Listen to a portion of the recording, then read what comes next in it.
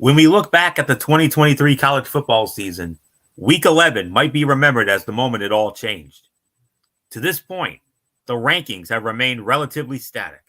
While the AP poll and College Football Playoff Selection Committee have slight differences, the quintet of Georgia, Ohio State, Michigan, Florida State, and Washington are the consensus top teams in the country. Among those 5 power conference unbeatens, however, 3 take on a ranked opponent, and a 4th hosts a rival on Saturday. Still, no matter what happens, it's a busy weekend. Alabama, Georgia, Louisville, and New Mexico State have a chance to clinch a place in their respective conference championship games.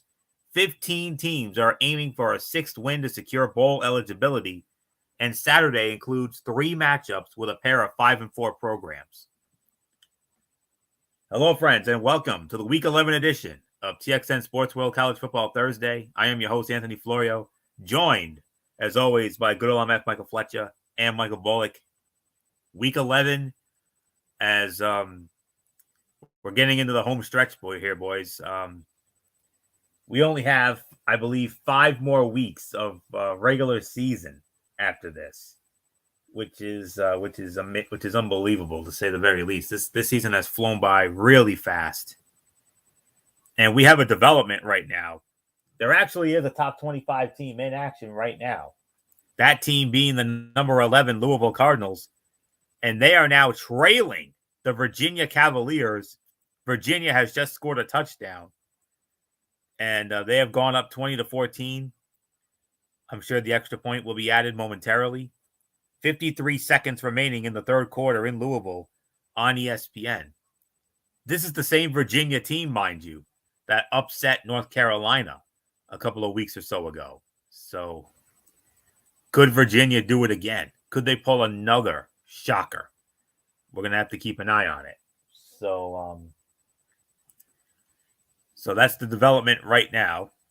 But and if anything significant happens, down the line, we'll report it. But for right now, let's dive into the Saturday slate of action.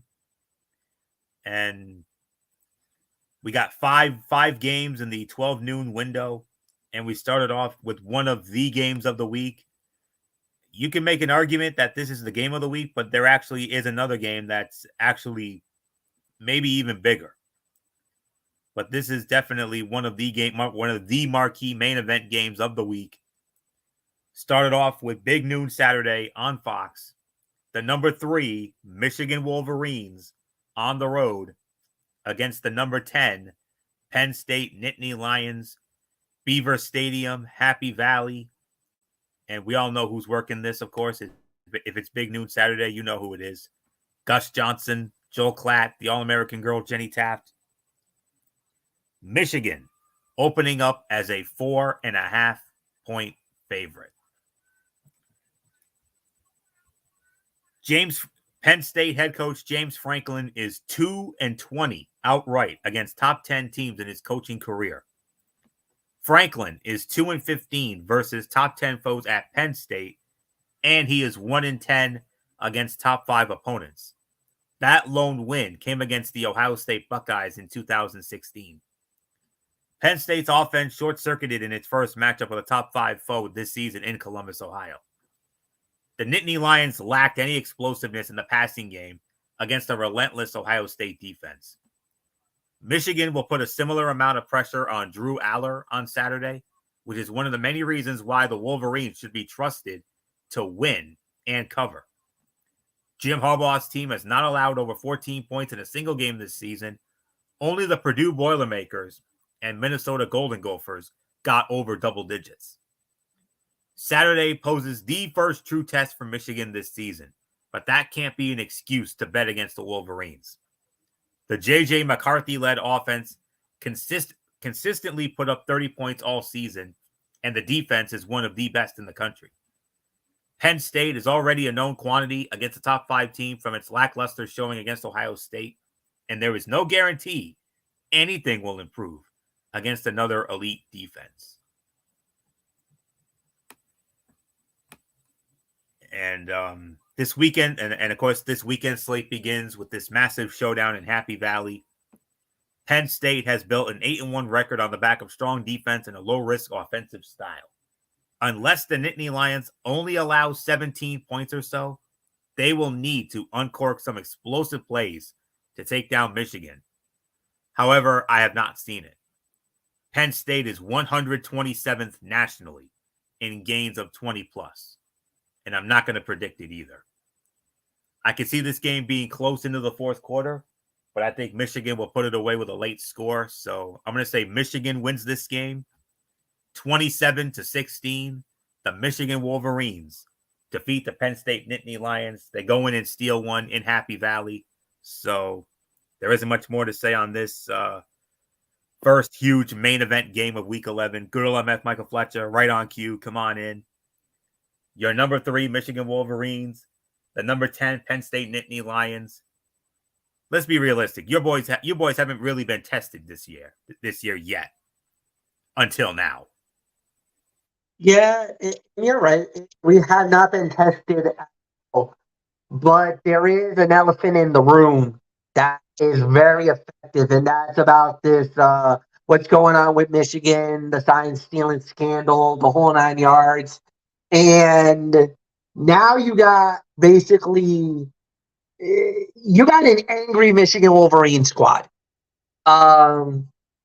Because you got a lot of Michigan alums, a lot of Michigan fans, and a lot of Michigan players that are yelling witch hunt right about now because of the fact that lo and behold,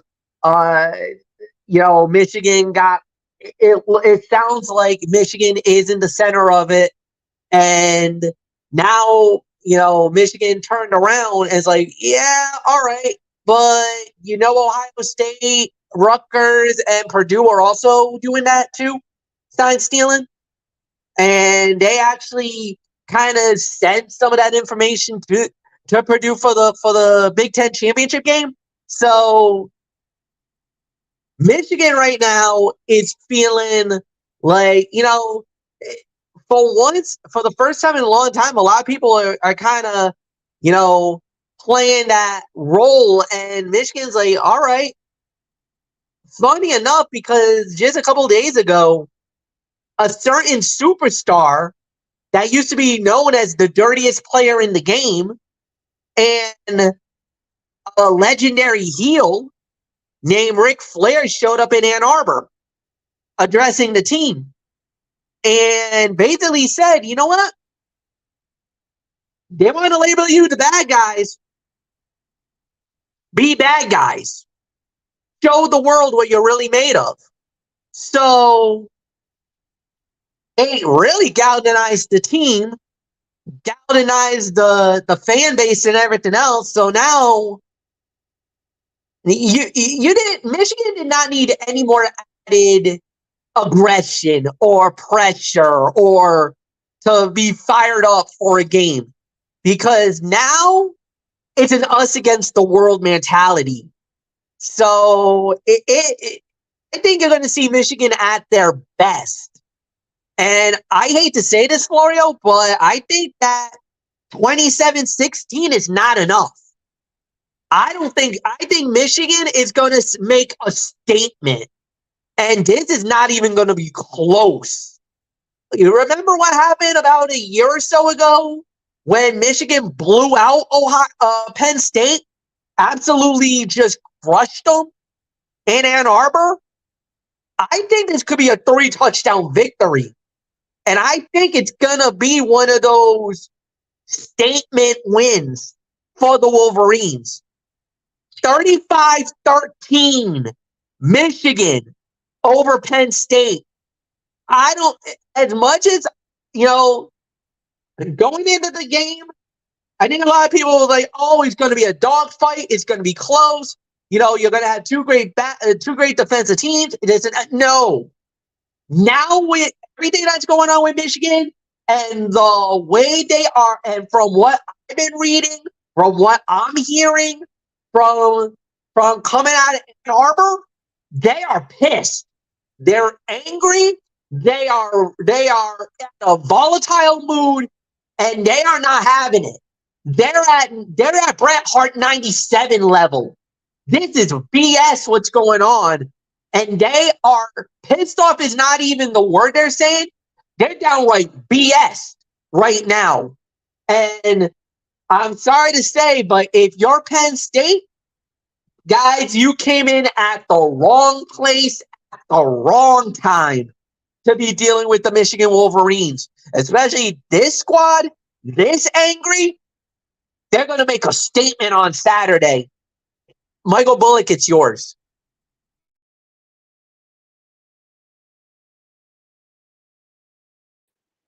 Yeah, I mean, what can you say? This is a big game, but Michigan's already got some motivation.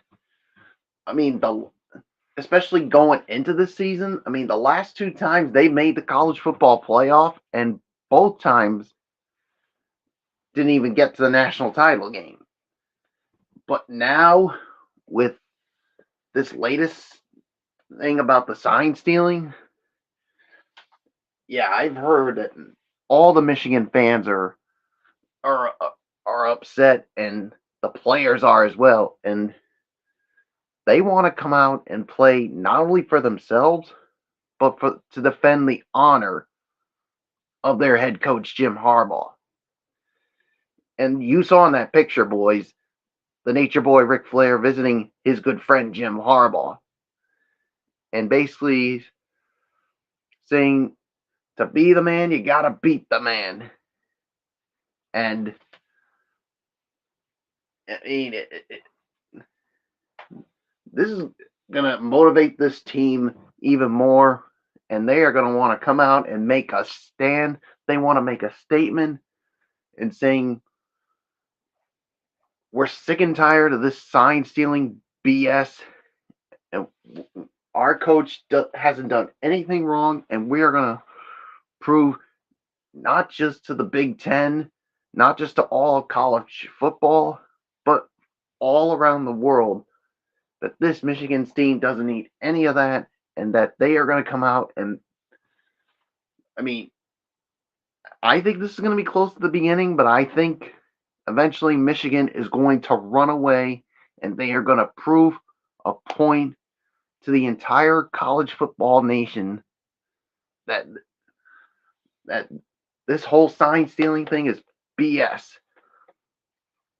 And they want to make a statement to everybody, especially Fletch, what's on the horizon 2 weeks from Saturday. Absolutely. It's the game against the Ohio State Buckeyes. But for right now, you got to focus on this, and then you got to focus on the next game before you get to the game. Yep. So take it one game at a time and focus on this game against Penn State, and then this one, and then the one next week. Then we all turn our attention to the game. Michigan wins big time and make a bold statement to the Big Ten and to the entire college football world. One thing I need to say, the one thing I need to say, and Michael Bullock, I think you would know this better than anything else. Doesn't it have a feel like the Spygate, the Deflategate, everything that happened with the New England Patriots? It feels very similar to. It does have that. It does have that feeling. And what did the we all Patriots remember do? how it ended, and we all remember how it ended on both fronts when it came to the Patriot thing. They hated on them, but they kept winning. They kept winning games, and as a matter of fact, two major scandals under the Patriot banner, and yet they still won 6 world titles on top of it. It does have that feeling because, and here's the thing, Fletch. I mean, everybody wants Ohio State to be the one to dethrone Michigan and basically put the kibosh on everything. But But to all the Ohio State bandwagoners, you dominated Michigan for so long. And then what happened the last 2 years, Fletch? Kicked the door down and made themselves at home. First time at Michigan Stadium and then last year at the Horseshoe. Yeah. I mean, after all these years of Ohio State dominating us, the last 2 years, Michigan said, this is our time. It's our time to dominate the Big Ten. And they're going to prove it to Penn State, and then they're going to prove it 2 weeks from now when Ohio State comes to the big house. And they're going to say, we're the team. And you know what, guys? You hate us because you ain't us. Just like what the New England Patriots did. Period. End of quotation. End of statement. Michigan dominates and makes a stand big time. It's yours, Florio. All right. So with that being said, let's dive right on into our next matchup. I stand corrected. There's only 4 12 noon games, not 5. I thought I saw 1, and it turned out to be a 2:00 game, which we'll get into in a little bit. But first, next 12 noon game, another good one here. The number 8 Alabama Crimson Tide on the road against the Kentucky Wildcats from Kroger Field in Lexington, Kentucky. You can find this game over on ESPN with Joe Tessitore, Jordan Rogers, and Katie George. Alabama opening up as a 10.5-point favorite. MF, started with you here. Alabama and Kentucky in Lexington. Boy, howdy. Alabama, we all remember Alabama got embarrassed by Texas, but ever since then, they're back. They're back and they're looking dangerous. And you know what? At number 8, that's a good spot to be in, because if you get a couple of slip-ups along the way, you could find yourself at New Year's 6. I don't believe they have enough to get to the college football playoff. I don't see them making Final Four, unless something really crazy happens. And I know if Bama makes it, watch out. That's dangerous. Bama in the playoff, anything can happen. But Kentucky has had a really good season up to this point. But unfortunately, Saturday is going to be the end of them. Because, like you said, Bama is starting to look like the team that nobody wants to face. They're starting to look like that team. Early in the year, they struggled. They didn't find an identity. They didn't know who their quarterback was. Offensively, they were a little bit in shambles. Defensively, they weren't really clicked in yet. I got to give credit where credit's due to Nick Saban, man.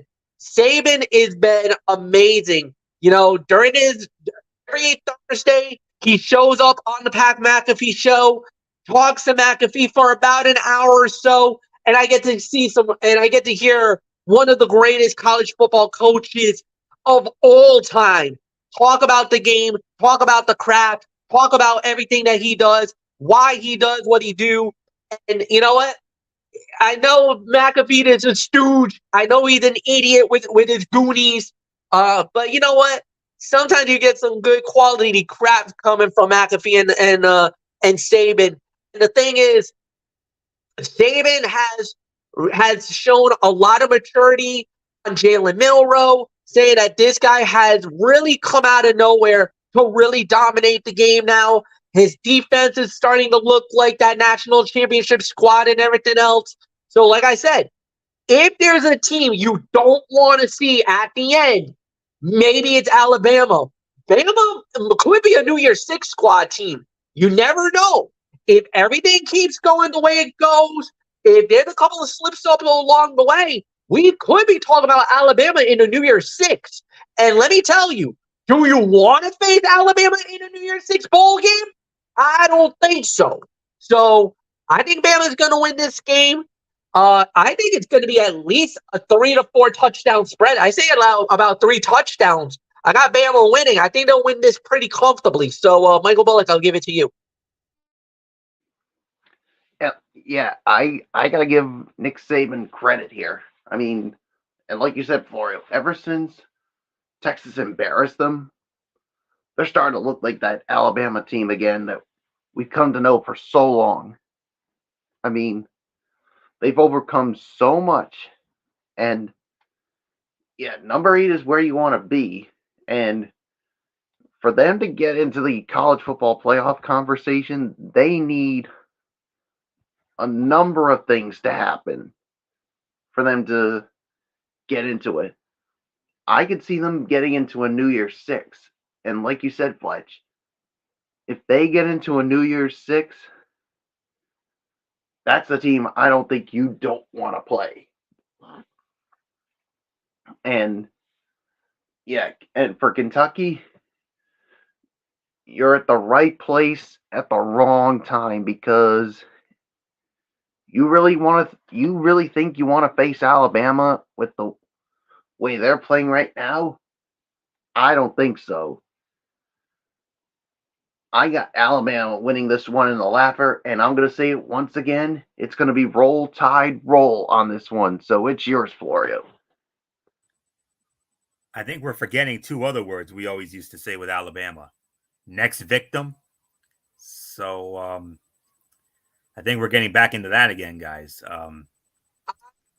Kind of disagree with that, Florio, because I don't feel like unfortunately, I don't feel like they're worthy of the next victim label. Not this year. Because they're not as dominating. They haven't been as polished. There's been some games where they've looked really, really good, but they haven't. It's like they kind of lost the mystique a little bit. They've lost. They're still Alabama. They're still the great Alabama, but they're not the oh my God, it's them type mentality. I don't think a lot of teams fear them like they used to. Fair enough. All right, fair enough. Just thought I'd throw that in there, but anyways, reason I brought up the Texas thing is because since losing to Texas, Alabama has held every opponent to 21 points or fewer, except LSU, who is led by Jaden Daniels, the nation's most productive dual threat quarterback. In other words, Kentucky had better play a perfect defensive game to make an upset look possible. Alabama wins. My final score 30-17. Alabama defeats Kentucky. Next high noon game, and it will feature the number 16 Kansas Jayhawks at home at David Booth Kansas Memorial Stadium in Lawrence, Kansas, and they're going to be welcoming the Red Raiders of Texas Tech. You can find this game over on FS1, and on the call for that game will be Eric Collins and Devin Gardner. And Kansas opening up as only a 3.5-point favorite. So, Michael Bullock, started off with you. Number 16, Kansas at home against Texas Tech.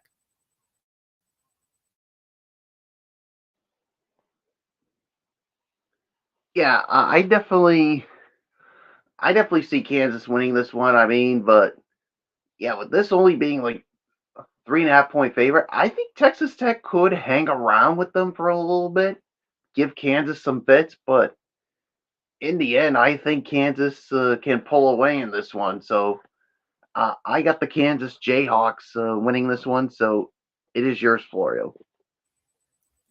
And I do have another update from the Virginia Louisville game. Louisville just kicked a field goal, but they're still trailing. Virginia still leads 21-17 with 11:15 remaining in regulation.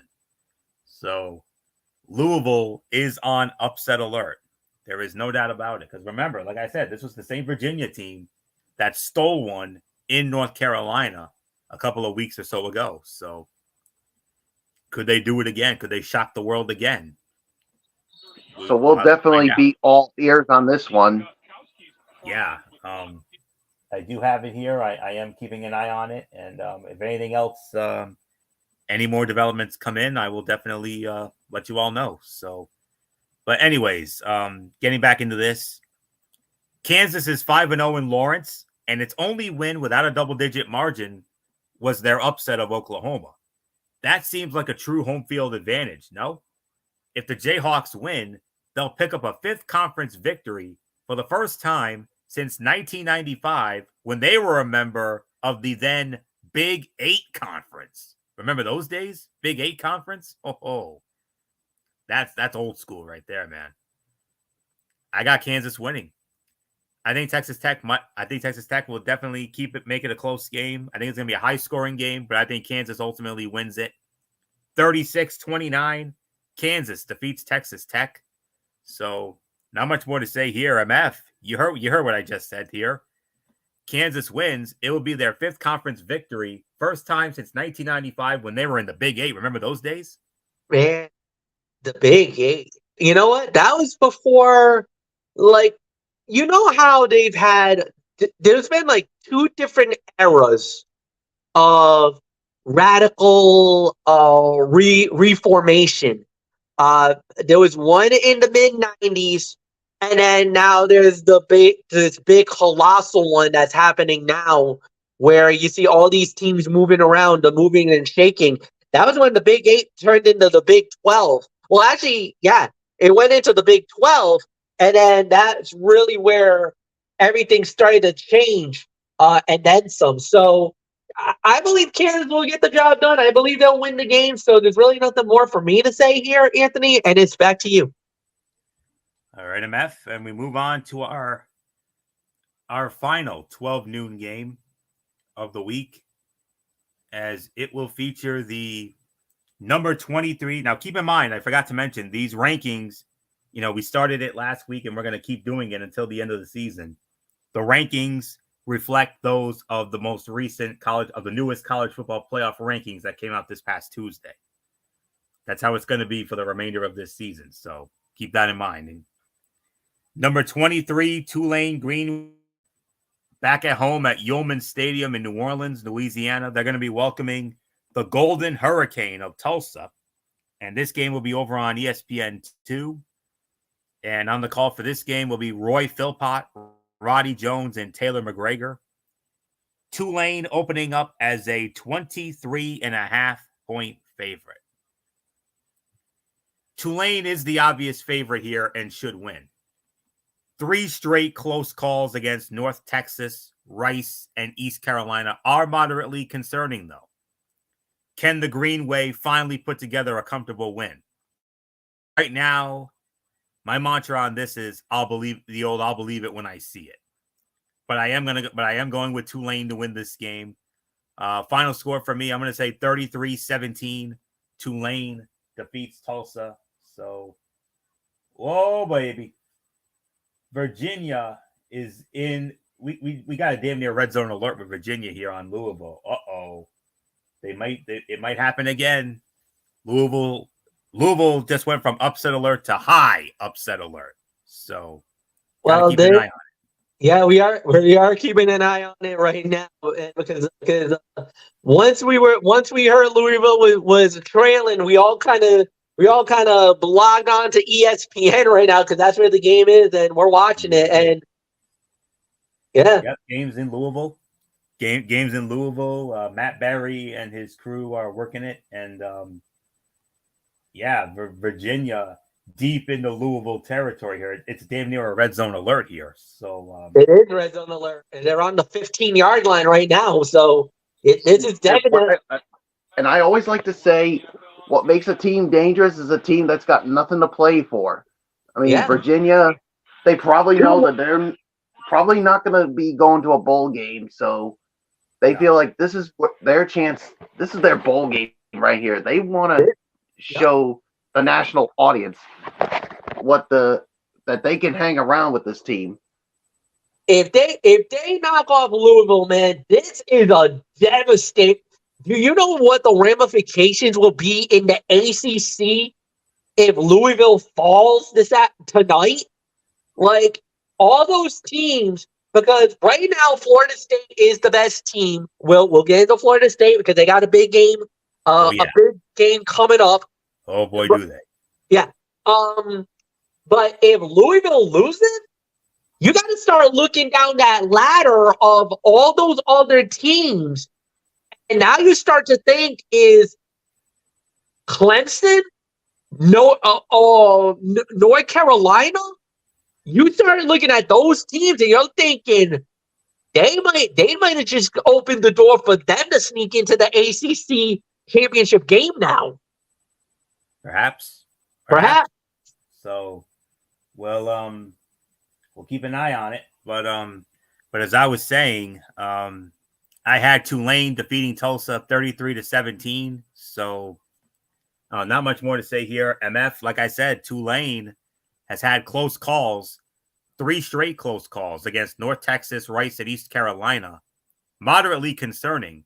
But can the Green Wave finally put together a comfortable win? Like I said, it's I'll believe it when I see it. It is believe it when I see it as well. But Tulane, I mean, I think they should win this one. I'm not going to say it'll be comfortable, but I do believe it'll be enough to get them by and get the victory. So, yeah, I got Tulane Green Wave winning as well. Michael Bullock, it's yours.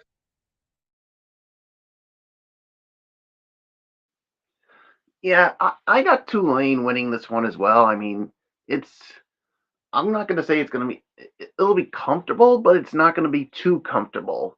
I mean, that's what I'll say. Because I'm with you.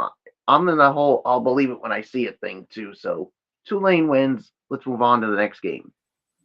All right, that's it for the 12 noon games. We have a rare 2 o'clock kickoff, and we got a good one here. We got a sleeper matchup here in the Pac-12. Give it up. We got a new team. We got a new team in the rankings, boys. We got a new guest joining us. You know how much I love hearing about, these teams that come in from out of nowhere. Maybe the hottest team right now, the hottest team no one is talking about right now. The now number 21, welcome to the poll, the Arizona Wildcats. And they're going to be on the road against Coach Prime and the Colorado Buffaloes. Folsom Field, Boulder, Colorado. Game on the Pac-12 network. Ted Robinson and Yogi Roth will be on the call for that. Arizona opening up as a 10-point favorite. MF, I got to ask, it's another classic case here. Arizona, we all know, way more of a basketball school, but now they're trying to prove, hey, we're a football school too, not just basketball here. Yeah. And the thing is that, remember last week, I think I called for the Arizona win? Don't I look like a genius for this 1 week? Absolutely. Called it, got it. They're a hot team right now, man. If they keep playing like they are, here's another team that nobody would want to play right now. Yeah, absolutely. But the problem is, there's so many good teams in the Pac-12. I don't believe they'll get there. I will say this, though. If you want to talk about a very good team that could be playing for the, at least a New Year's Day bowl game, I think that is definitely within the realm of possibility.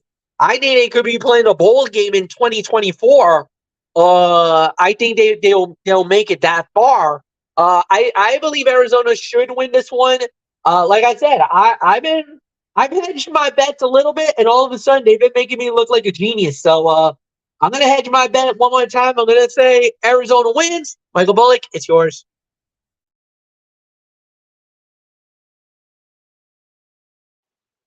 Yeah, I'm going with Arizona to win this one as well. I mean, yeah, like you said, I mean this is a team that's definitely to keep an eye on. But the thing is, like you said, there's so many good teams in that Pac-12. It's just going to be tough for Arizona to really climb in this one. But I still got them winning this one, so it's yours, Florio.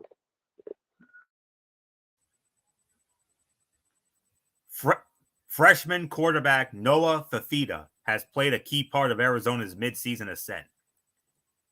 But gentlemen, let's not overlook the defense. In consecutive wins against then-ranked Washington State, Oregon State, and UCLA teams, the Wildcats have ceded just 13.3 points a game. If that performance continues, an upset for Colorado is improbable. I think Arizona keeps it going. 29-17. Arizona knocks off Colorado. 3 o'clock kickoff up next. And here's a game you can find on ESPN Plus, as it will feature the number 25 Kansas State Wildcats. And they're going to be at home again at Bill Snyder Family Stadium in Manhattan, Kansas. And they're going to be welcoming the Baylor Bears to town. And you can find this game over on ESPN Plus. And on the call for this game will be Noah Reed, Barrett Brooks, and Torrey Petrie. Kansas State opening up as a 20.5-point favorite. So, Michael Bullock, started with you. Kansas State, number 25, hosting Baylor.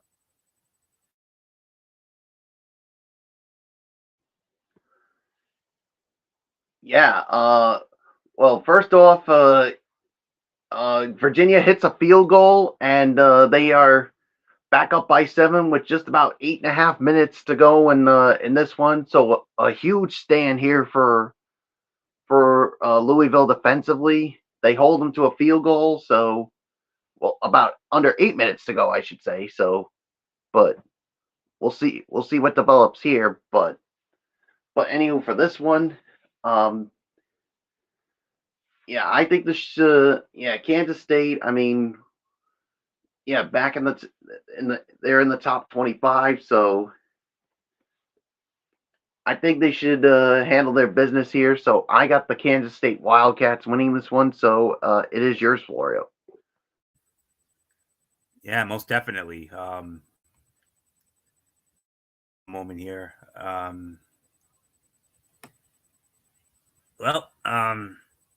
I think I'm going to have to wing this one because I don't have any extra notes here on this. So I'll make it short and sweet. I'm going to say Kansas State wins this game. My final score, I'm going to say Kansas State wins 31-17. I don't have a full previous one, unfortunately. So give me K-State to win this one 31-17. So not much more to say. MF, your thoughts? Yeah, and the thing is that they've been averaging almost about 300 yards per game. There was a couple of games where they went a little bit below that, but I do believe K-State should be able to handle their business, get a nice win, and we move on to the next game, Anthony. And now we move on, gentlemen, to the 3:30 slate of games. We got 5 of them. And I'm going to tell you right now, 3 of them are very exciting matchups, to say the very least. Especially this first one. Good old MF, Michael Fletcher, is about to get sentimental on this. It's not often he does, but I know he's going to get sentimental when I bring up this matchup because this is a rivalry he personally grew up watching when he was a kid. Trust me, he knows this rivalry way better than Bullock and I ever would. But then again, maybe Bullock would, maybe I would. I know a little bit about it, but MF has some great stories about it, and I know he'll probably get into it when we get to him. But we kick off the 3:30 slate of games with a renewal of one of the greatest rivalries in the history of college football, the Sunshine State rivalry. One of them, anyways. The number 4 Florida State Seminoles at home against the Miami Hurricanes, the U. Doak Campbell Stadium, Tallahassee, Florida. This game on ABC. Sean McDonough, Greg McElroy, Molly McGrath. Florida State opening up as a 14.5-point favorite in this one. So let's dive on in here. Miami quarterback Tyler Van Dyke looked unstoppable during an impressive day against a quality Texas A&M in September. Lately, however, he's been terrible. Van Dyke has thrown 10 interceptions in his last 4 starts, which include losses to Georgia Tech and North Carolina State. Not a great sign heading into a game at Florida State. There ain't going to be no wide left. There ain't going to be no wide right. This ain't even going to be a game. I'm sorry to say it. This is going to be a massacre. I'm sorry to say it. Florida State, they're going to roll in this one. 37-17, Florida State all over Miami. So there isn't much more to say on this, but MF, this is all you here. You know this rivalry better than anybody. You grew up with it.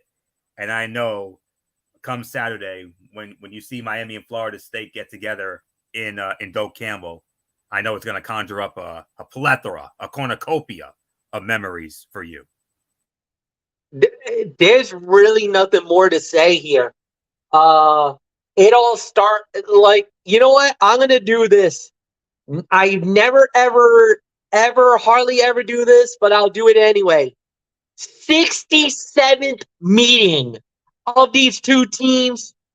35-32. Miami leads the series all time. The last time these two teams played was last year. Florida State crushed them. And that was a 45-3 beatdown.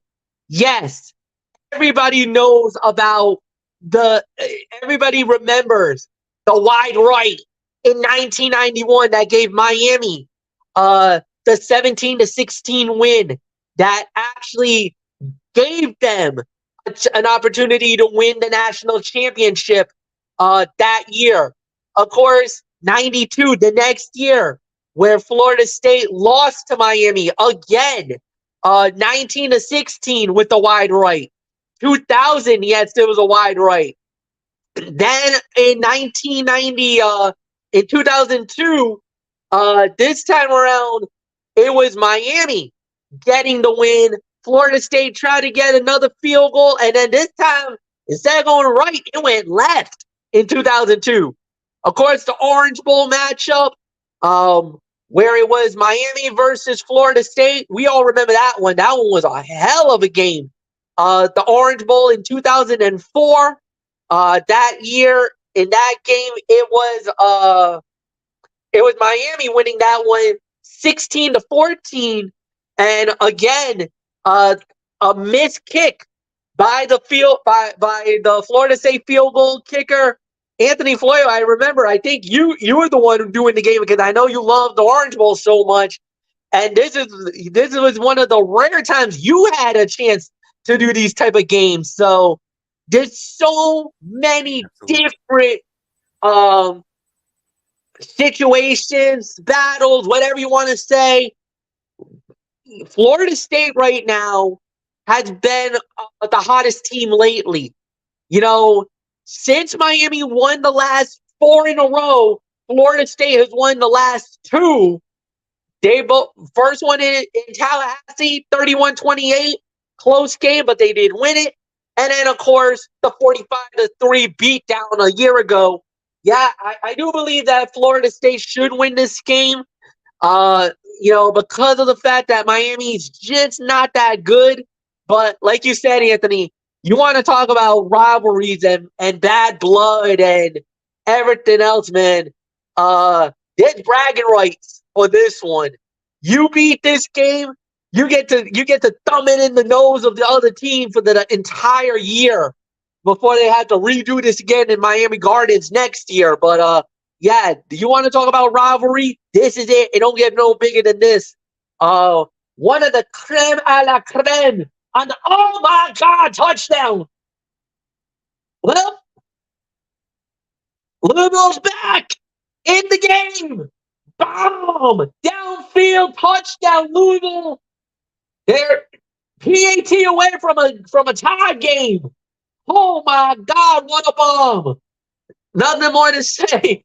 Michael Bullock, it's yours. Florida State wins. Yeah, what a throw right there to basically tie this game up. My goodness. Louisville basically saying, hey, we ain't done yet. We ain't done yet. And we'll see how Virginia responds to this. So, getting back to this, I mean, this is definitely one of the great rivalries in college football. I mean, they've had so many great games. Like you said, the wide left, the wide right. But this one's not even going to be close. I mean, like you said, last year was a massacre. This year, I think it's going to be a massacre as well. Florida State wins and dominates the Miami Hurricanes. So it's yours, Florio. All right, boys. We move on to our next 3:30 game. Oh boy, we got a good one, another good one here. Another one of our games of the week. We got another. We're working on another smorgasbord Saturday type of day here, guys. I mean, we got another tasty matchup here. The number 5 Washington Huskies at home at Alaska Airlines Field at Husky Stadium in Seattle, and they're going to be welcoming the number 18 Utah Utes. And this game will be over on Fox. And on the call for this game, it will be Jason Benetti, Brock Heward, and Allison Williams. Washington opening up as a 9.5-point favorite. So not much more to say here. MF, huge Pac-12 and playoff implications here. UW, Washington at home. Number 18, Utah coming in. Big game in the Pac-12. Yeah, big game in the Pac-12. You kind of have to feel like this should be I kind of have a feeling like this should be Washington to win. I think they'll have a fight on their hands. I think they'll have a great game, but I do have UW. I got Washington winning, so nothing more to say. Michael Bullock, Washington should win this game. It's gonna be a hell of a battle. That's the only thing I'll say. So nothing more to say. Bullock, it's yours. Yeah, Utah, I think, is definitely going to give Washington some fits. And look, Washington needs to keep on winning because right now they are on the outside looking in when it comes to the college football playoff. So they need to continue just winning, but Utah wants to play the role of spoilers and end those dreams for Washington. But Washington is going to win this one, but it's going to be a tough battle here. So it is yours, Florio. All season, the question for Utah has been whether its defense can be the best unit on the field. More often than not, that's happened. Coach Kyle Whittingham has done a masterful job atoning for a shorthanded offense in 2023. But a win at Washington? Yeah, that's a big ask. That's a big ask here. Big ask for me, no doubt about it. I think Utah can keep it close. I think this game could go to the fourth quarter, and I could see Washington pulling away with a late score. So I'm going to say Washington defeats Utah, keeps their magical season going. 27-14, Washington defeats Utah, and they lead the Pac-12. And let's not forget, guys, they definitely, I mean, they're right there. They are literally right there. They're number 5. Remember, 2 weeks, Ohio State and Michigan. Somebody's going to get canceled out. Washington keeps winning. Committee's going to show them love. Washington's going to find their way into the top 4. So keep that in mind. So 27-14, Washington defeats Utah. Next 3:30 matchup. Oh, another good one. Another exciting game. Another ranked matchup. I like it when we get more. SEC on CBS. We have the number 13 Tennessee Volunteers on the road against the number 14 Missouri Tigers. Farrat Field in Columbia, Missouri. Like I said, it's the SEC on CBS with Brad Nessler, Gary Danielson, and Jenny Dell, as always. This is tied. We have a tie for lowest spread for the smallest spread of the week. And another one of our 3:30 games also has this same spread. Tennessee is opening up as only a 1.5-point favorite. That's it. 1.5. And I believe Michael Bullock starts off on this one. So Bullock, number 13 Tennessee at number 14 Missouri, SEC on CBS. Oh boy, this is a tough one to call. I mean, this to me could go either way. I mean, with Tennessee only opening up as a 1.5-point favorite, man, oh man, I don't know. I got this feeling that I think Missouri can pull this one out. Now, if this was in Tennessee, I would go with Tennessee all the way, even as a 1.5 point favorite. But Missouri's got the crowd on their side. This is a big game for them. They want to make a statement, especially in that SEC. If they want to stay in that SEC championship race, or a race to get to the SEC title game. This is a tough one here, but I'm going to go with Missouri to win this one, and I think it's going to be a very close one. But if Tennessee does somehow win it, I would not at all be surprised. But I know I could be lone wolfing it here, but I don't care. I'm going with Missouri to pull this one off. So it is yours, Florio.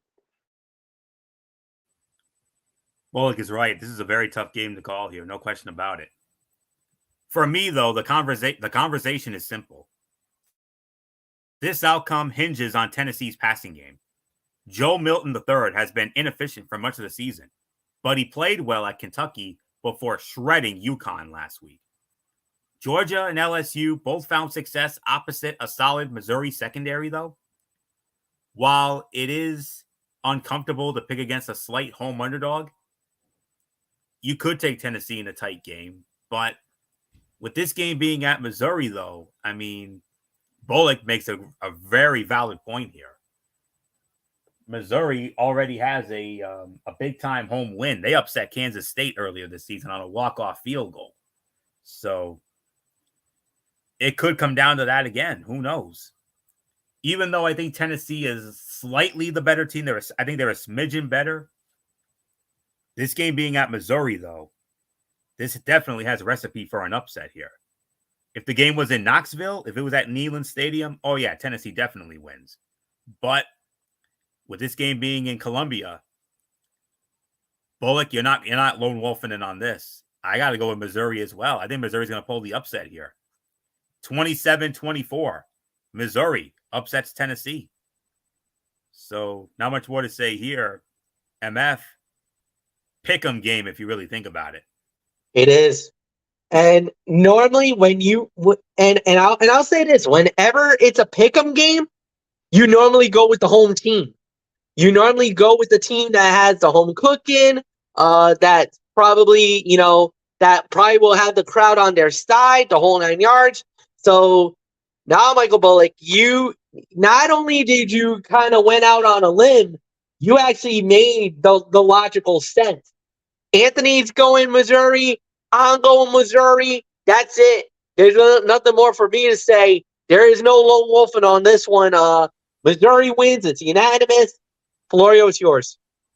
All right. And we move on to our next 3:30 game. And it features, you could definitely make an argument. This is a sleeper matchup here. This is one of the sleeper games of the week right here, as it will be the now number 15 Oklahoma State Cowboys on the road against the UCF Knights. FBC Mortgage Stadium in Orlando, Florida. You can find this game over on ESPN. We got a touchdown here. Whoa. Louisville takes it to the house. A 73-yard touchdown run by Isaac Granito. And Louisville takes a 31-24 lead. Oh my. It was in a span of 2 minutes, 14 points by Louisville. They were like, wait, Anthony and the boys were yelling upset alert? No. Louisville just said, there ain't going to be no upset alert in our house. You can take your upset alert.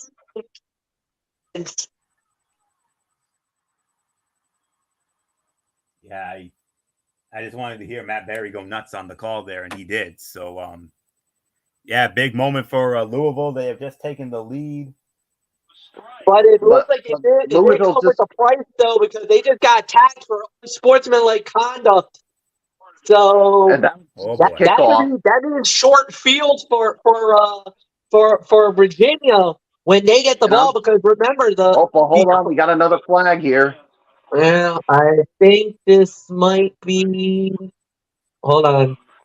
Let's see if this goes. It's a false start on Louisville. False start on Louisville. So you just back them up five. So back them up five and retry.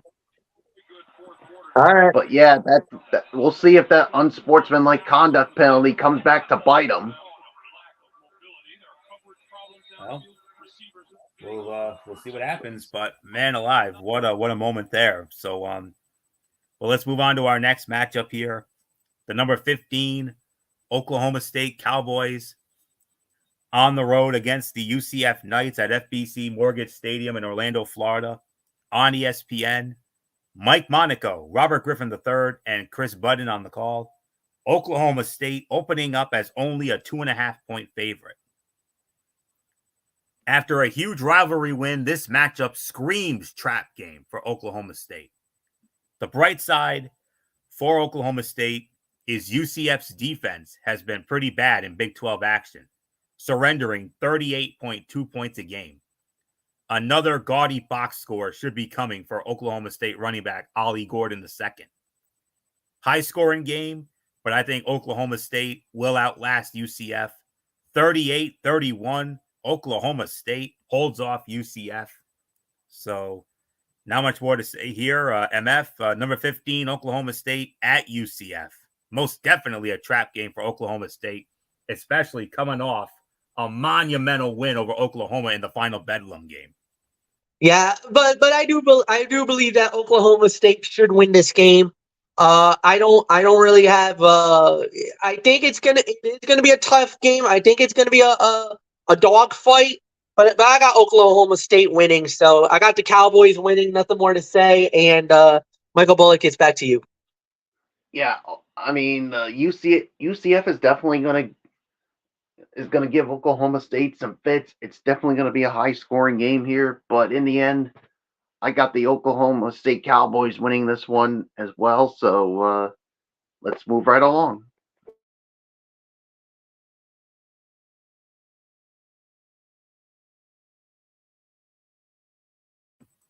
All right. We have one more 3:30 game to get into, and it comes to us from the Big Ten. Another sleeper matchup here, as it will feature the number 22 Iowa Hawkeyes at home at Kinnick Stadium in Iowa City, Iowa, hosting the Scarlet Knights of Rutgers. Remember, I said there was another 1.5-point spread. Here it is. Iowa opening 1.5-point favorite. This game can be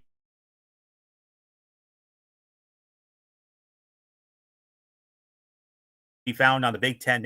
And on the call for this game, it'll be Corey Provis, Jake Butt, and Brooke Fletcher. Iowa opening up as a 1.5-point favorite.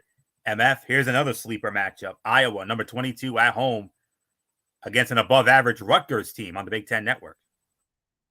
Yeah, they are above average. And the thing is, Iowa, look, their offense is nowhere to be found. And, Rutgers had a really good game against Ohio State until the very end, where it kind of fell apart for them. This could go a number of different ways, though. So, I mean, could I see an upset? Possible, but I don't believe it will happen. At the end of the day, I do have Iowa winning it, but it's not going to be a convincing victory, to say the very least. Dogfight all the way to the end. Rutgers is going to give them a hell of a game. But yeah, so nothing more to say. Michael Bullock, give it to you. Iowa barely wins. Yeah, Iowa, I think they're barely going to win too. I mean, because look, they are at home in this one, but you got to give Rutgers credit. I mean, they gave Ohio State some fits early, but they just couldn't close the deal on it. So, yeah, so I got Iowa winning this one, but like you said, this is not, and I mean this will not be a convincing win. So, it's yours, Florio. Well, yeah. Looking into this, I mean, Well, I think this is another one without a formal preview here, so I'll just wing it here, like I did with one of the other games earlier. Could go either. I mean, this one could go either way. I mean, MF makes a great point about Iowa's offense being, non-existent, but I think it's going to be a very low-scoring game. And but I'm going to say Iowa ekes it out. I'm going to say 14-13. Iowa ekes it out against Rutgers. So not much more to say on that. That concludes the 3:30 slate of games, and now we move on. We have a 5:30 kickoff here, as it will feature the number 12 Oregon State Beavers at home at Reser Stadium in Corvallis, Oregon, welcoming the Stanford Cardinal. And you can find this game over on the Pac-12 network. And on the call for that game will be Roxy Bernstein and Max Brown. Oregon State opening up as a 20.5-point favorite. So I believe Michael Bullock starts this one off. So Bullock, number 12, Oregon State at home against Stanford.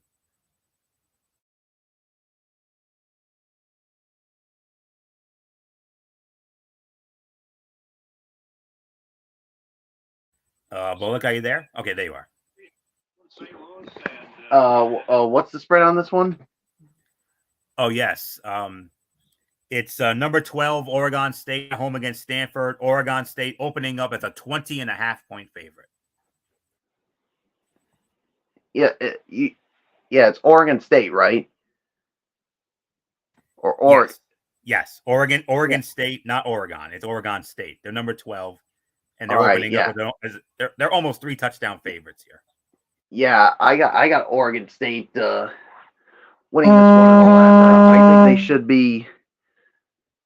they should be able to handle their business here. So, and of course, well, before we pass it to you, Florio, we got a big play here. It's 4th and 7 for Louisville. I mean, for Virginia, they got to get a first down to stay alive in the game. No. We got a timeout. We got a timeout. All right, so before the play happened. Actually, you timeout Louisville. Well, Louisville and the Louisville coach is chewing on his. He's mad. He is laying in on his boys. Oh. Yeah, let's just stay with this because whatever it was, it certainly didn't make the coach. Because of the fact I think somebody was out of position. That's the only thing I could think of. He did not like the formation that his defense had. So I think that's why they were kind of laid in on the boys. Here we go. 4th and 7. Shotgun formation. 2 man in motion. 3 to the left. 1 at the top. Back to throw. Looking, throws. No! Incomplete. And Louisville is going to survive. All right, MF. Let's cue up the dusty soundbite from Uncensored 96. Woo! They survived. Yes, indeed. Virginia's looking for a PI. I don't think they're gonna. Oh, hand to the face. I think Virginia may have a. I think Virginia may have a. They got a bone to pick. That looked like that should have been a flag. First, you had a hand in the face. Then you had the guy holding them the whole time. Yeah, I think they have a. I think they have a right to be a little mad here. I think Virginia has a case, but nonetheless, Louisville is going to win it. Yeah, you could see the coach for Virginia. He's got some choice words for the official, and he has every right to be upset. A game. Louisville, I'm telling you, Louisville's going to be. I'm sure they're going to be happy with the victory, but this never should have been as close as it ended up being. Absolutely. I mean, a game that, on paper should have been an absolute dud. Should have been a easy, comfortable win for Louisville. Ended up being an unexpected dogfight. And that's exactly what happened here tonight. And Louisville will escape with the win here. Yeah, but And like I said, they're not going to be happy with it being this close. they have 2 games left. Next up for them, we'll talk about it next week. They got 2 games left, and they're both pretty tough. They got to go to Miami next week. They got to go to the U next week. They got to go to the Hard Rock next week, and then the rivalry game, of course, at home against Kentucky. So, a couple of tough games for Louisville coming up. So Louisville will survive and defeat Virginia 31-24, and keep their hopes of a possible showdown with Florida State in the ACC championship game in about 3 weeks or so. So, man alive, what a game that ended up being. Far more entertaining than it had any right to be. But nonetheless, Bullock, you already gave your prediction for Stanford and Oregon State. I'm sure. I believe you went with Oregon State. Yeah, I already did. Yeah, I had Oregon State winning. All right. Just want to be sure, of course, as always. So now let me dive on into this one here. I have no confidence in which version of the Stanford Cardinal will take the field. They put 46 points on Colorado in a win, 7 on UCLA in a loss, 33 on Washington in a loss, and 10 on Washington State in a win. Oregon State should improve to 8-2, but who knows? I see this being close into the fourth quarter, but I think Oregon State late. 34-20, Oregon State defeats Stanford. So not much more to say. MF, your thoughts? Agreed. Oregon State should win. It's not going to be. You don't know what to get from this team. They're so inconsistent. They are the true magnification of Dr. Jekyll, Mr. Hyde. So yeah, nothing more to say. I'm in total agreement here. And Anthony, it's yours. All right, and well, there's a flag there. So all right, 5:30 games. So we move on now. Prime time games here, guys. We got 2 7:00 games, but the first 7:00 game is the game of the week, based on the rankings. Huge implications in the SEC for this SEC showdown on ESPN on Saturday night. 7:00, the number 2 Maiden Georgia Bulldogs squaring off against the number 9 Ole Miss Rebels. Sanford Stadium in Athens. The legendary Hedges, of course. Chris Fowler, Kirk Herbstreit, Holly Rowe, they will have it. Georgia opening up as a 10.5-point favorite. And let's dive on into what is, in terms of the rankings, the game of the week right here. All right, just bear with me for a moment. Okay, here we go. Ole Miss is 1-5 against top 10 teams during Lane Kiffin's time as head coach. The lone win in that span came against the Kentucky Wildcats at home last season. With respect to Kentucky, it is not the same type of top 10 program as Georgia and Alabama typically are. Lane Kiffin is 0-3 outright against Alabama in his Ole Miss career. Saturday will mark the first time he faces Georgia with the Rebels, but the matchups with the Crimson Tide could tell us something about how the visitors handle the environment inside Sanford Stadium. Ole Miss was thoroughly outplayed by Alabama's defense on September 23rd and only put up 10 points in that defeat. But the excuse around the Ole Miss camp is that its offense was not at 100%. On paper, Ole Miss has a better shot of upsetting Georgia because wide receiver Trey Harris and tight end Caden Prescorn are healthy. However, Georgia is well equipped to handle a pair of explosive pass catchers, as it proved in their win over Missouri last week. Georgia held Luther Burden III to 3 catches on 53 yards and limited the Mizzou passing attack to 212 yards. The Bulldogs' recent experience with an explosive pass-heavy offense should have them more prepared to deal with Ole Miss' approach, led by their quarterback, Jackson Dart. Georgia could easily reduce Ole Miss to the same fate it experienced in Tuscaloosa nearly 2 months ago to win by a couple scores or so at home. The streakiness of the Ole Miss offense is a concern, and it's the primary reason why I'm going with Georgia in this one. Oh, by the way, Georgia has not lost at home since October of 2019. But if the Rebels contain what's been a modest Georgia rushing attack, this critical SEC matchup will get very interesting very quickly. It's going to be a close game. I know the experts have it as 10.5. It's going to be closer than they think. Ole Miss is not a team to be taken lightly. I mean, they're number 9, for goodness sakes. But at the end of the day, it's still the Maiden Georgia Bulldogs. And I think Georgia will barely get by them here. 26-21, Georgia holds off a very game Ole Miss team. And by the way, we have a final from Thursday Night Football in the NFL. The Chicago Bears defeat the Carolina Panthers 16-13. We'll have a brief recap of that game tomorrow night on NFL Friday. But for right now, I got the Maine and Georgia Bulldogs knocking off Ole Miss 26-21. MF, game of the week. Huge implications in the SEC and the playoff. Number 2, Georgia at home against number 9, Ole Miss.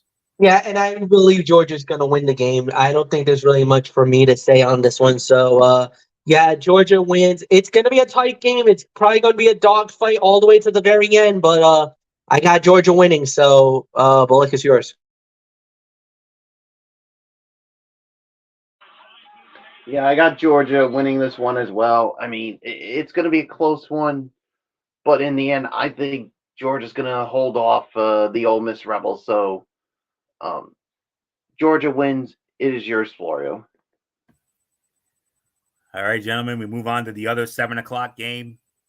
It features the number 17, the now number 17, Oklahoma Sooners, back at home at Gaylord Family Memorial Stadium in Norman, Oklahoma. And they're going to be welcoming the Mountaineers of West Virginia. You can find this game over on Fox. Jeff Levering and Mark Helfrich will be on the call. Oklahoma opening up as a 12.5-point favorite. So, MF, started with you. Oklahoma, they've had a rough couple of weeks. Tough losses to Kansas and Oklahoma State. They're back at home. Doesn't get any easier. West Virginia's a game team. So, what's your view? I believe Oklahoma's going to get the job done. I just feel like they're better home than they are on the road. Even though I know that's going to be a little bit of a scary thing to say, but I do believe Oklahoma should win this game. I'm not going to say it's the most dominating performance, but I just believe they'll figure it out. They should be able to figure it out. So I think they'll get the job done. They'll get the win here. So Michael Bullock, it's yours. Yeah, I got the Oklahoma winning this one. I mean, West Virginia couldn't make it close, but in the end, Oklahoma will pull it out and win this one comfortably. So it is yours, Florio.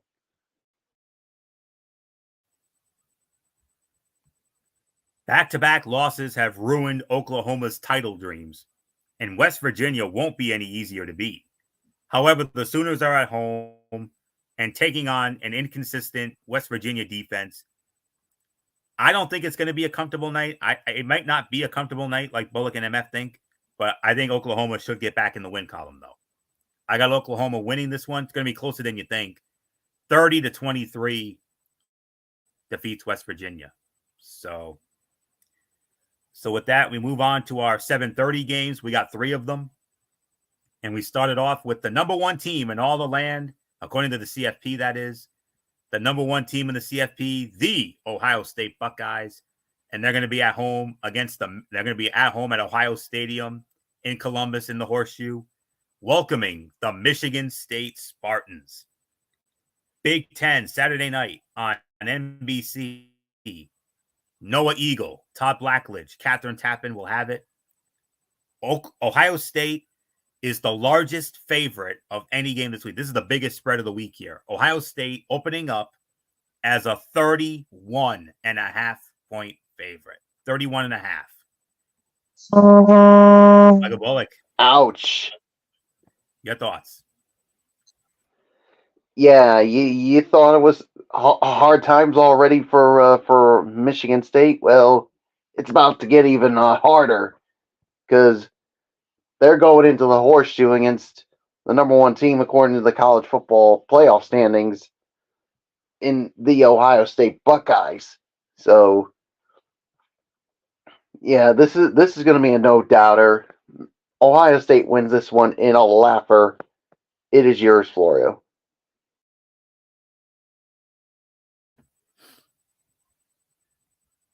Ohio State fans dread the memory of Michigan State's shocking upset in Columbus back in 2015. Since a tight game in 2016, though, this series has not been competitive. Ohio State owns 6 straight wins of 20-plus points, and that streak figures to continue on Saturday night. Ohio State will roll 38-14. Ohio State all over Michigan State. MF, your thoughts? Yeah, I'm in total agreement here. Ohio State should win and win pretty comfortably. There's really nothing more to add there. So, Anthony, back to you. All right, MF. And we move on to the ABC Saturday night game of the week for our next matchup, as it will feature the number 7 Texas Longhorns on the road against the TCU Horned Frogs. Amon G. Carter Stadium in Fort Worth, Texas. And this game, like I said, over on ABC, 7:30. On the call for this one will be Dave Patch, Dusty Dvoracek, and Tom Luginbill. Texas opening up as a 12.5-point favorite. So I believe I start this one off. So just bear with me for a moment here as I find it. Okay.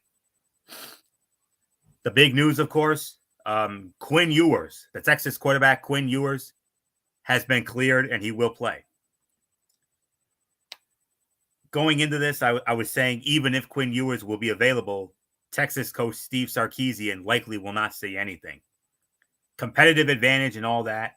Anyway, the Longhorns know better than to overlook TCU despite its record. TCU is 8-3 in 11 games as Big 12 counterparts. But in the final meeting before Texas heads to the SEC, a stingy defense fuels a key Longhorns win. I got Texas winning this game. Close game. I think they pull away late. 27-16, Texas over TCU. So, MF, Texas and TCU, your thoughts? Agreed. Texas winning as well. I kind of feel like they're going to come out and they're going to look, like they have been the last few weeks. They've looked pretty well. So, yeah, I'm in total agreement. Texas wins. Bullet go. Yeah, I got Texas winning this one as well. So yeah, there's really nothing more for me to say. So it is yours, Florio.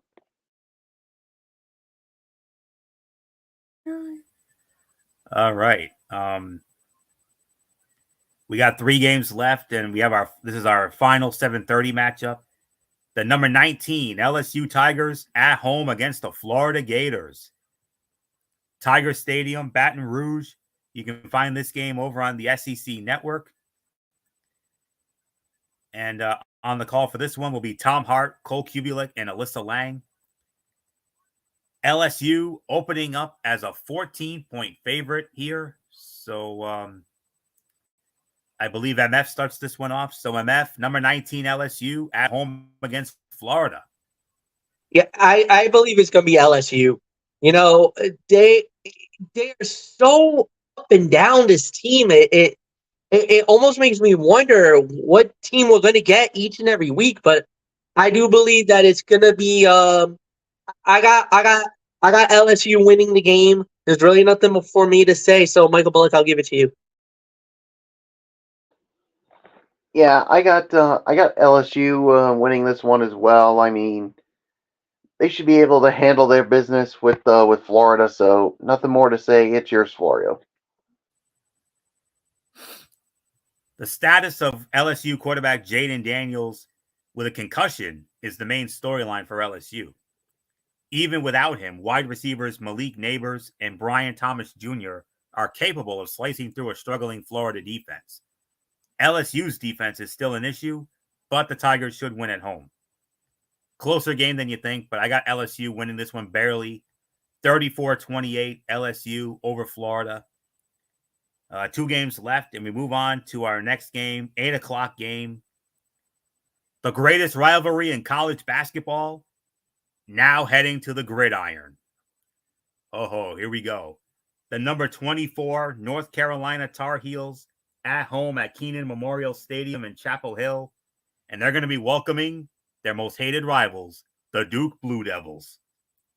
ACC Network, Wes Durham, Tim Hasselbeck, and Taylor Tannenbaum will have the call. North Carolina opening up as a 14-point favorite. Michael Bullock, started off with you. Everybody knows Duke and North Carolina, arguably the greatest rivalry in the history of college basketball. Now they take it from the hard court to the gridiron. Yes, they take it from the hard court to the gridiron in this one. So,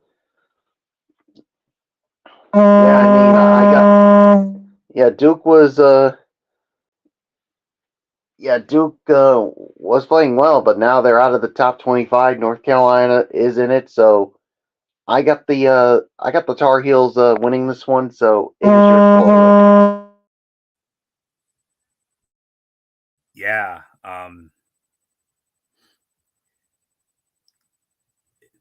This is all right. I got it. The winner stays alive in the ACC race. The trouble for Duke is the offense has really faltered since quarterback Riley Leonard's ankle injury, and he's sidelined again with a toe issue. Duke's defense is stingy, but North Carolina should be able to outlast the Blue Devils here.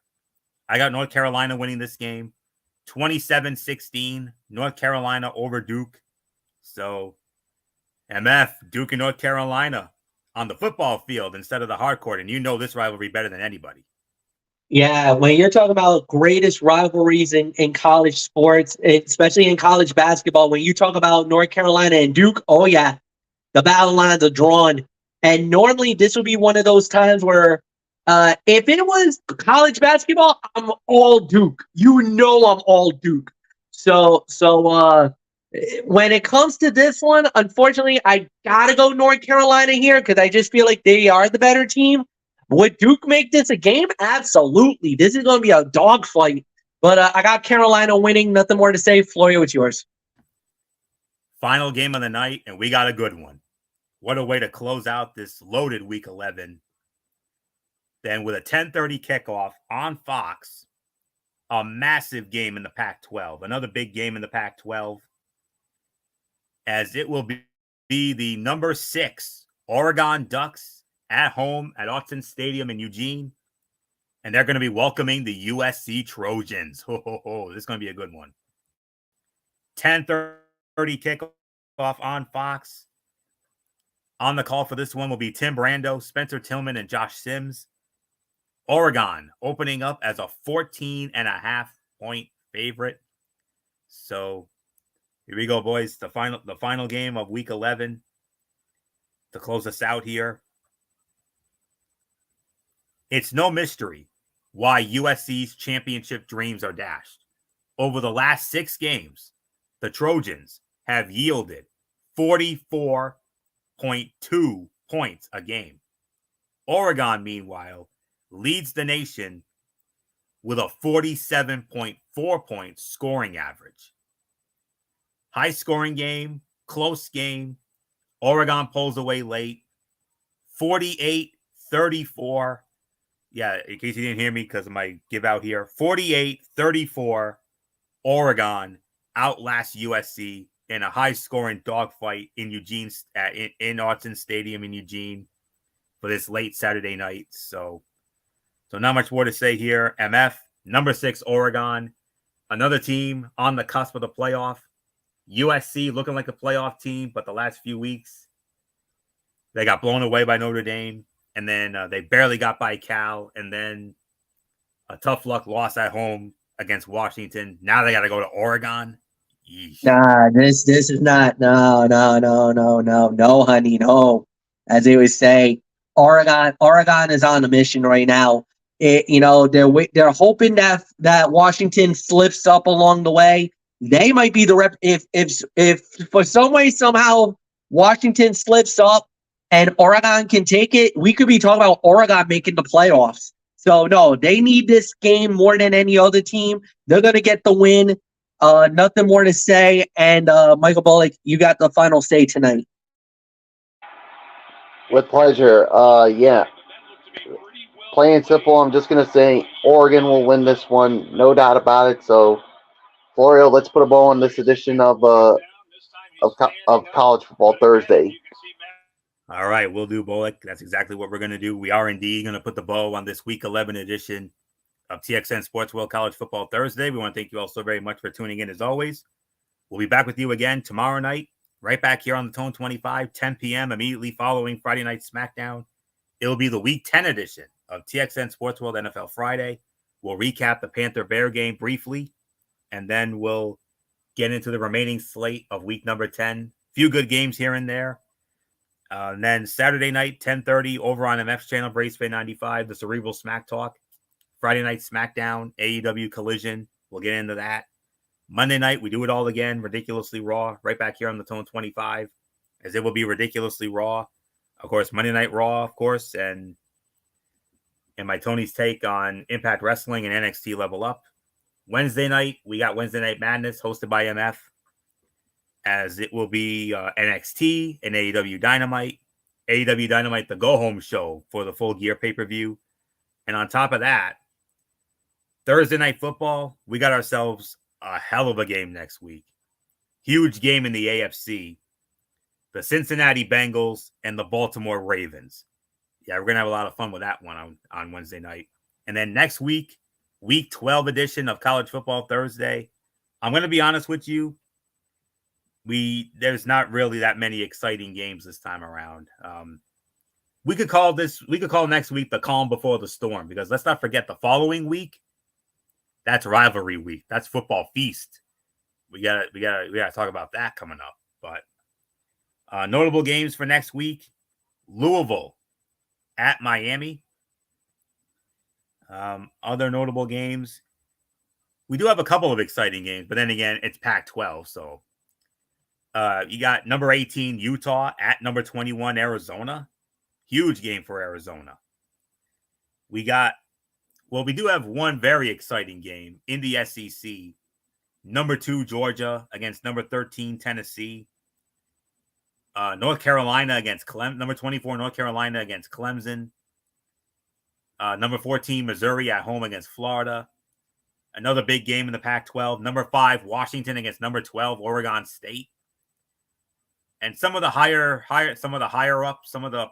power conference teams are going to be having cupcake games, but we'll get into all that next week as part of Week 12. So that's it. So until tomorrow night for the Week 10 edition of TXN Sports World NFL Friday, this is Anthony Florio here for good old MF Michael Fletcher, for Michael Bullock, and in spirit, of course, always and forever, the First Lady, Dee Dee Woodson. You know the routine, everybody. Thumbs up. Talk to you later. Yeah, throw it up Fortune 4 style.